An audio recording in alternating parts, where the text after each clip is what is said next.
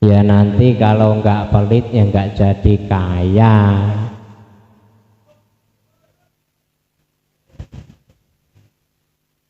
Janjane itu situ yang pelit apa kita yang ngarep? Jadi banyakan orang, kenapa kok kita bilang orang itu pelit? Karena dia nggak pernah ngasih saya, Pak. Lah itu berarti yang masalah kita, ya. Artinya apa? Artinya seandainya dia sedekah kepada, kan tidak harus ke yang mengatakan pelit itu. Nah, justru kadang-kadang karena dia mengatakan pelit saya ya nggak kasih, ya kasih lah itu. Artinya jangan menilai orang lain. Doakan saja orang yang kaya itu sadar akan kekayaannya. Kalau orang pelit itu hanya mengharap, apa orang fakir, orang kok mengharap saja, itu tambah miskin. Siapa orang yang paling miskin? Orang miskin yang mengharap saja itu tambah miskin. Kerjanya orang miskin itu apa? Mendoakan orang kaya supaya rajin sedekah, mendoakan pejabat supaya adil, mendoakan orang alim supaya bisa dan mau ngajar. Begitu. Jangan kok menilai situ pelit. Wah, orang alim itu gak jelas. Wah, orang pejabat itu dalane gak karo-karoan. Lu sampean wis dalane wis gak karo-karoan iso. Wah, iya malah. Ya, makanya di sini loh, kita itu harus jangan sampai sesat itu di dalam pikiran. Ngaji itu menghindarkan kita dari sesat pikir, walaupun tindakannya belum lurus bisa diatur, bisa jadi nanti lurus. Tapi kalau sudah pikirannya yang sesat, ini yang bahaya. Maka jangan menilai orang lain, ya, jangan sampai menilai orang lain. Kalau kok ada istilah orang pelit itu nanti pasti akan innama yabqaluna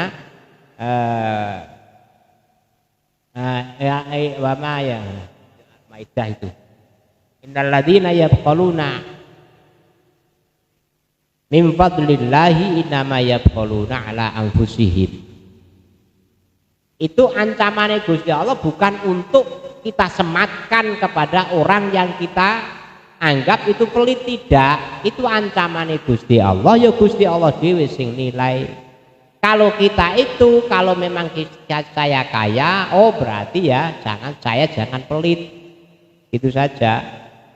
Jadi jangan sampai kita sebagai tetangganya kah atau apanya kita mengklaim atau menghakimi dia pelit. Kita doakan saja semoga dia tidak pelit. Kalau memang kita punya prasangka kok dia pelit, semoga prasangka kita yang keliru.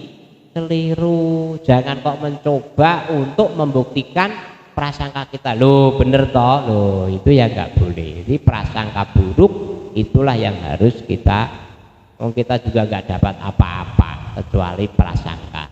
Kecuali kalau kita berdoa, ketika kita berdoa orang yang kaya itu tidak pelit, maka kita sudah dapat pahala dengan mendoakan. Seandainya dia pelit betul, bukan urusan saya, penting saya dapat pahala mendoakan. Itu enake dadi wong ngerti itu begitu. Maka sekali lagi, orang itu biasanya kalau mengatakan orang lain pelit gara-gara memang dia ngarep. Bukan jenengan loh Pak, bukan jenengan. Untuk yang selanjutnya, ini pertanyaan yang tertulis, Pak. Assalamualaikum warahmatullahi wabarakatuh. Pak Ustadz, saya mau bertanya. Ini permasalahannya yaitu ada seorang ibu rumah tangga yang sedang ditinggal suaminya bekerja berminggu-minggu tidak pulang. Tapi pada suatu malam ada seorang laki-laki yang masuk ke dalam rumah tersebut.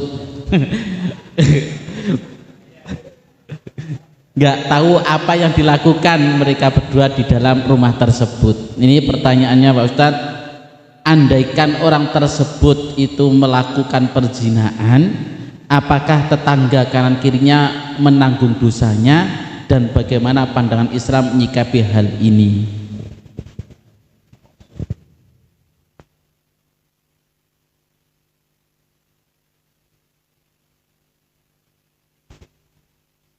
Ini masalah yang rawan. Maksudnya apa?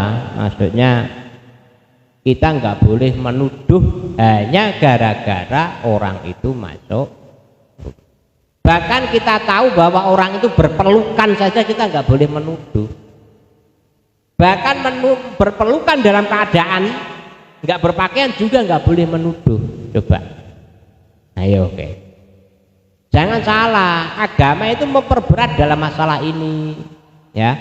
Apalagi hanya sudah sekedar masuk, bisa jadi tuh minta tolong, hanya kalau PTA, itu kan coba, buat tuduh malah.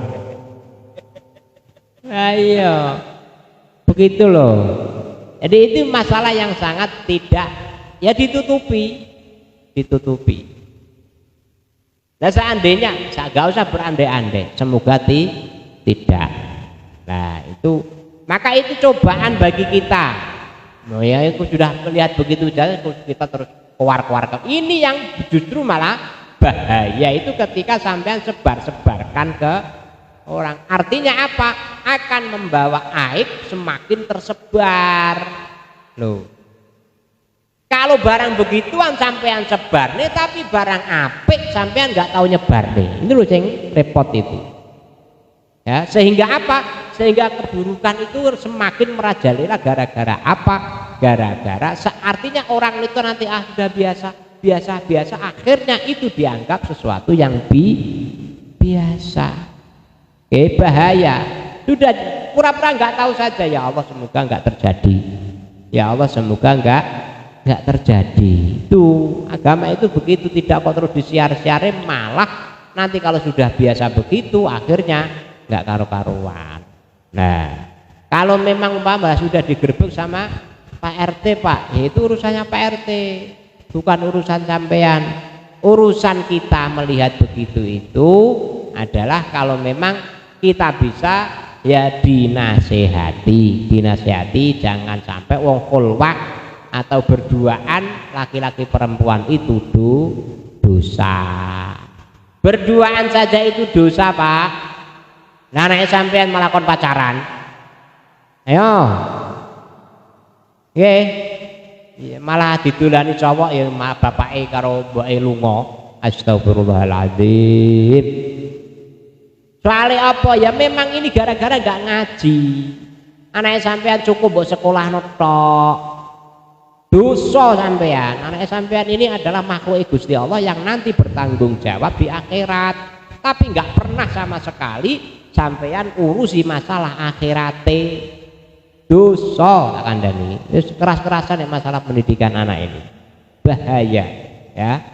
Ini kumpul anak kasar apa laki-laki perempuan itu khulwah itu dosa. Bahaya. Itu termasuk dalam wala taqrabuz zina. Jangan mendekati zina. Apa? Mendekati zina itu khulwah. Khulwah itu berdua laki-laki perempuan. Kalau terjadi laki-laki perempuan berduaan, maka yang kedua pasti, yang ketiga pasti. Nah, paham? Kalau terjadi laki-laki perempuan berduaan, maka yang ketiga pasti setan. Dadak yang ketiga bapak. Yang di anak saya adalah, jadi kalau ada ana ahadu syarikaini malam yakun ahaduhuma, saya ini adalah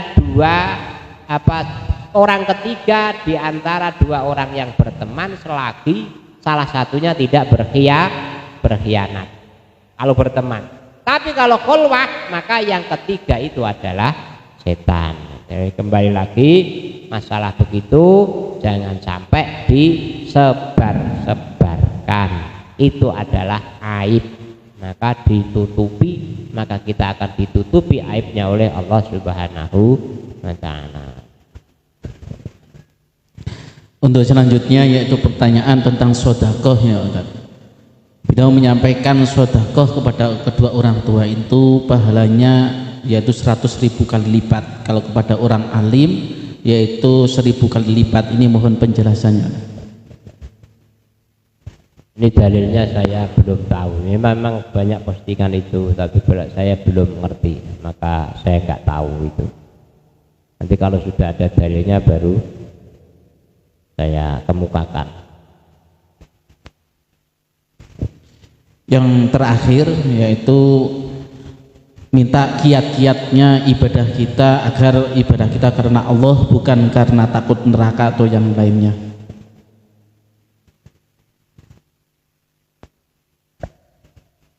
Waduh ae Pak, aku yo ora iso. Iya. Yo aku yo ape takok je piye ku kiat-kiate iku. Tapi di dalam Ihya itu disebutkan kita ibadah itu pertama bayangkan apa? Oh, kita neraka kan juga nggak percaya atau kayak. Sampean takut neraka, buktinya apa? Oh, buktinya maksiat biasa. Pengen swarga taat itu ya biasa saja. Oh intinya itu iman. Kita umpama ibadah wakil karena takut neraka nggak masalah. Cuma secara etika nggak etis. Kita takut neraka nggak apa-apa. Dan itu memang perintah Gusti Allah. Kita minta surga ya memang dijanjikan Gusti Allah perintah. Cuma nggak etis. Secara etika yo, wong sing duwe swarga masa kita masuk swarga. Ibaratnya kita dulu mau nikah, kemudian kita nador itu melihat calon istri itu sunnah. Jadi kita sampai nador itu malah dapat pahala. Perkara yang diharamkan ketika sampai nador melihat calon istri itu malah sunnah, malah pahala loh. Nah, ketika kita nador umpama kok kita hanya disuguhi dengan makanan-makanan yang lezat, rumahnya bagus, tapi nggak ditemui sama tuan rumah, kira-kira bagaimana? Seneng ya Mbak? Sama kita masuk surga, tapi Allah nggak ngurusi umpamanya biaya. Kita nggak pernah ngurusi Gusti Allah kok pinginnya masuk surga. Lah ini swarga ya terserah ini swarga, tapi nggak pernah diuji. Innalillahi wa inna ilaihi raji'un. Masyaallah inni as'aluka khairan wa a'udzu syarriyas syarri. Allahumma shalli ala sayyidina Muhammad. Allahumma shalli ala sayyidina Muhammad.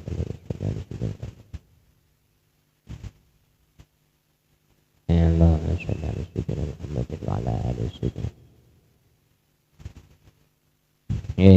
Pun jadi itu berarti kiat-kiatnya kalau di dalam kita supaya untuk membangkitkan haibahnya Allah itu pertama kita sholat itu seakan-akan di hadapan kita ada guru kita.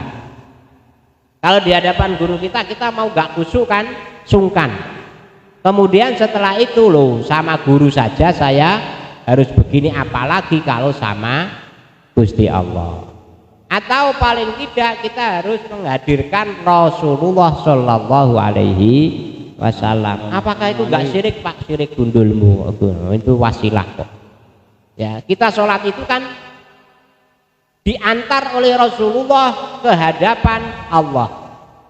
Kita nggak bisa sholat tanpa menghadirkan Rasulullah. Makanya ketika Allahumma sholli assalamu alaikum, salam sejahtera atas kamu itu nanti panggone di hadapan kita, berarti Rasulullah harus hadir. Kok gak hadir ya itu maka susah untuk kita usul kepada Allah Subhanahu wa ta'ala.